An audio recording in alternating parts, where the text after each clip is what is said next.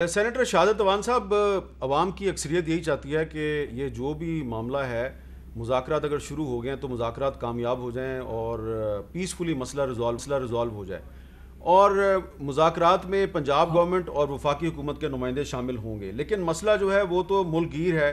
وزیر اعلیٰ سندھ مراد علی شاہ صاحب نے آج کہا کہ صوبائی حکومتوں کو بھی اعتماد میں لیا جائے۔ وہ کہہ رہے تھے کہ ہمیں ابھی تک اعتماد میں نہیں لیا گیا، لیکن اگر فیصلہ کر لیتی ہے وفاقی حکومت اور پنجاب حکومت، ایک معاہدہ کر لیتی ہے، تو کیا سندھ حکومت اس کو تسلیم کر لے گی؟ حامد میر صاحب، سب سے پہلے تو میں یہ کہنا چاہوں گا کہ اس وقت پرائم منسٹر کی سپیچ کے بعد جو ہے یہ ایشو خالی ٹی ایل پی کا نہیں رہا، کیونکہ ہمارے اسلامی ملک کے پرائم منسٹر نے اس کو آزادی رائے سے جو ہے تشبیہ دے دی ہے۔ ایک ہمارا مذہبی جو ہے پیورلی مسئلہ ہے کہ جو ہے یہ ناموس رسالہ کا ایشو تھا، جس پہ ٹی ایل پی کے ساتھ خفیہ معاہدے ہوتے رہے جو کہ پبلک نہیں کیے گئے۔ لیکن اب جب بات سامنے آ چکی ہے تو صرف ان کا کہنا، دوستوں کا، مسلمانوں کا کہنا یہ ہے کہ اگر کوئی ہمارے حضور اکرم صلی اللہ علیہ وآلہ وسلم پہ وہ کسی قسم کی کوئی بات اٹھاتا ہے تو ہمیں کم از کم احتجاج کرنا چاہیے، اور اس کے لیے ہماری حکومت نے احتجاج کے راستے کو آزادی رائے سے تشبیہ دے کے الٹا عوام کے جذبات سے کھیلنے کی کوشش کی گئی ہے۔ اور دوسرا مسئلہ یہ رہ گیا کہ ایک طرف تو عموماً کوئی اس قسم کی بات ہوتی ہے تو جو بھی وہاں کے امبیسڈر کونسلیٹ ہوتے ہیں ان کو بلا کے احتجاج کیا جاتا ہے۔ یہاں تو عالم یہ ہے کہ وہاں کے فرانس کے جو صدر ہیں اس نے بھی اس جو آدمی ہے اس کی باقاعدہ ان کی حمایت کی ہے۔ تو میرا کہنا یہ ہے کہ اگر آج اس بات پہ ہم احتجاج نہیں کریں گے تو یہ مسئلہ آگے چلتا جائے گا۔ اس کے لیے حکومت جو ہے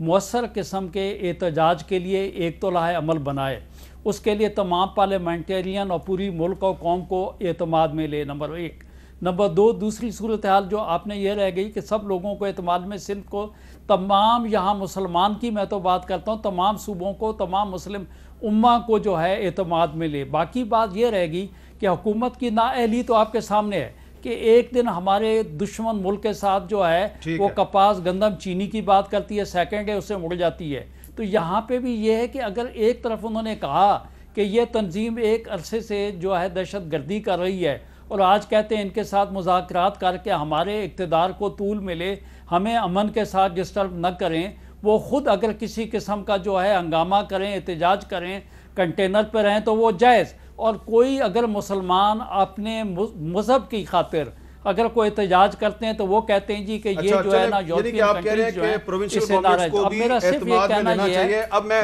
ایک اور بڑا اہم ایشو ہے، میرا کہنا یہ ہے کہ تمام ملک کو، تمام پارلیمنٹیرینز کو اعتماد میں لائے کے علاوہ بنانا چاہیے۔ اب اس میں ایک اور بڑا اہم ایشو ہے کہ کچھ اراکین اسمبلی جن کا تعلق تحریک انصاف سے ہے، وہ بھی اپنے جذبات کا اظہار کر رہے ہیں۔ پنجاب اسمبلی میں تحریک انصاف کے ایک ایم پی اے ہیں جن کا تعلق راولپنڈی سے ہے، اعجاز خان صاحب، جازی خان کے نام سے مشہور ہیں۔ انہوں نے آج ایک بڑا تفصیلی بیان دیا ہے، اس میں انہوں نے کیا مطالبہ کیا، ذرا سنیں۔ یہ جو سفیر بیٹھا ہوا ہے یہاں کا، فرانس کا سفیر جو یہاں پہ بیٹھا ہوا ہے، اس کو یہاں سے فوری طور پر اس کو پاکستان سے نکالا جائے، اور جن کے ساتھ ظلم ہوا ہے ان کے والدین کے ساتھ داد رسی کی جائے، ان کا نقصان دیا جائے، اور جو لوگ بے گناہ گرفتار ہیں، جو نبی کے صلی اللہ علیہ وسلم کے عاشق آئے تھے، ان کو جس طرح مارا گیا ہے، جس طرح پیٹا گیا، میں اس کی پرزور مذمت کرتا ہوں۔ جی ولید اقبال صاحب، یہ جو ایک آپ کی پارٹی کے اندر ایک اختلاف رائے آیا، اور بھی کچھ لوگوں نے اس طرح کے خیالات کا اظہار کیا ہے، آپ کے خیال میں وزیر اعظم صاحب جو ہیں ان کو یہ نہیں چاہیے کہ اپنی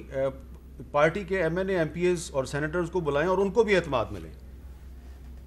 جی بالکل، اور آج بھی ایک میٹنگ تھی، میں وہاں موجود تھا، اس پہ یہی گفتگو ہوئی، اور میں ایک دو باتیں سمجھتا ہوں ضروری ہے واضح کرنا۔ سب سے پہلے تو یہ کہ میں آپ کے پچھلے سوال کے جواب میں نے یہ غلط ذکر کر دیا کہ عادل حسین رضوی صاحب کا انتقال جو ہے وہ 11 فروری کے معاہدے کے بعد ہوا تھا، وہ چند دن بعد ہوا تھا، نومبر کے ہی معاہدے کے۔ لیکن جو فروری والا معاہدہ ہے اس میں کوئی نئی بات نہیں ہے، ساری شکیں پچھلے معاہدے کی ہیں، صرف ان کو ٹائم باؤنڈ کیا گیا۔ ٹھیک ہے۔ اور یہ بات کہ گورنمنٹ نے اپنے عزم کو دہرایا کہ تمام شکیں جو ہیں وہ پارلیمان میں پیش کی جائیں گی، اور پارلیمان کے فیصلے کے مطابق اس پہ جو منظور ہوگا اس پہ عمل درآمد کیا جائے گا۔ مقصد یہ ہے اس وقت کہ عوان صاحب نے جس طرح کہا پرائم منسٹر نے واضح یہ کیا ہے کہ یہ سفیر کو بھیج دینا، تجارتی تعلقات توڑ دینا، اس کے نتیجے میں وہی ہونا تھا جو کہ پچھلے 30 سال سے سلمان رشدی والی ناول کے بعد جو ہے ہوتا آیا، کہ ہر چوتھے 5ویں سال کوئی نہ کوئی اس طرح کی گستاخی ہونی تھی، اور اس کو یہ فریڈم آف سپیچ کے ایکسپریشن کے اس میں زمرے میں لا کے جو انہوں نے کر دینا تھا، یہی رفع دفع اپنے طریقے سے مغرب کے ملکوں نے. تو انہوں نے یہی طے سمجھا اور ضروری سمجھا سب کو اس بات سے کو باور کرانا کہ اس سے نہیں اچیو ہوگا، اس سے یہ سلسلہ جاری رہے گا. یہ جو اقدامات جو اس معاہدے میں بھی ہیں اور یہ جو سفارتی تعلقات توڑنا ہے، وہ اس سے شے ملے گی باقاعدہ اس کا. بلکہ انہوں نے جو تجویز یہی کی ہے کہ جس طرح ہولوکاسٹ کو ایک مقام دے دیا گیا ہے، وہ بھی ایک ریلیجن سے رائز کرنے والی ایک چھوٹا سا طبقہ ہے، جوئش طبقہ دنیا بھر میں، چھوٹے سے طبقے نے اپنی بات منوائی ہوئی ہے. ہمارا اتنا بڑا کمیونٹی ہے مسلم کمیونٹی، ہمیں بھی یہ بات ولید اقبال صاحب اس میں ایک سوال پیدا ہوتا ہے کہ اسی طرح کا بیان، اسی طرح کی تقریر وزیر اعظم صاحب نے 5 اگست 2019 کے بعد کی تھی. قوم سے وعدہ کیا تھا کہ کشمیریوں کا میں بنوں گا ایک انٹرنیشنل امبیسڈر، میں تمام اسلامی ممالک کو آن بورڈ کروں گا، میں کشمیر کا کیس لڑوں گا. لیکن ہوا کچھ بھی نہیں، بلکہ اب بیک ڈور چینل سے انڈیا کے ساتھ مذاکرات ہو رہے ہیں. تو ایک تشویش پائی جاتی ہے سوال کے انداز میں کہ کہیں یہ جو آج کی تقریر ہے اس کا حشر وہ نہ ہو جو پہلے کشمیر کے متعلق عمران خان صاحب کے دعووں کا ہوا ہے. ایسا بالکل نہیں ہے جی. اور بلکہ اگر آپ وہ جو بیک ڈور ڈپلومیسی کی بات کر رہے ہیں، آج کے اخبارات میں تمام میں وزیر خارجہ کا بیان جو آیا ہوا ہے وہ یہ ہے کہ جی بیک ڈور کی کیا ضرورت ہے، کھل کے آ کے بات کریں، ہم بھی تیار ہیں. اور سب سے پہلی شرط یہ ہے کہ آپ پہلے یہ 5 اگست والی کارروائی کو جو ہے یہ رول بیک کریں، پھر ہم بات کریں گے. سو یہ بیک ڈور شیک ڈور جو ہے اس کی کوئی حیثیت نہیں ہوتی. اصل جو ہے وہ فل اوپن کے اندر جو ہے وہ مذاکرات ہوں، اور پہلے کشمیریوں پہ جو مظالم ڈھائے جا رہے ہیں وہ ختم کیے جائیں. اور پرائم منسٹر نے آج گنوایا ہے کہ OIC میں انہوں نے کس طرح سے ریز کیا اس معاملے کو، جس کو وہ اسلاموفوبیا کہتے ہیں، کس طرح سے انہوں نے اقوام متحدہ میں اس کو ریز کیا، اور کس طرح سے مارک زوکربرگ جو ہے اس کو خط لکھا فیس بک کا جو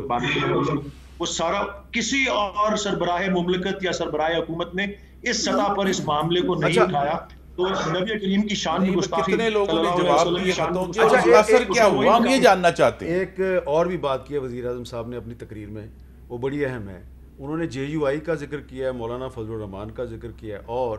آپ کی مسلم لیگ نون کا ذکر کیا.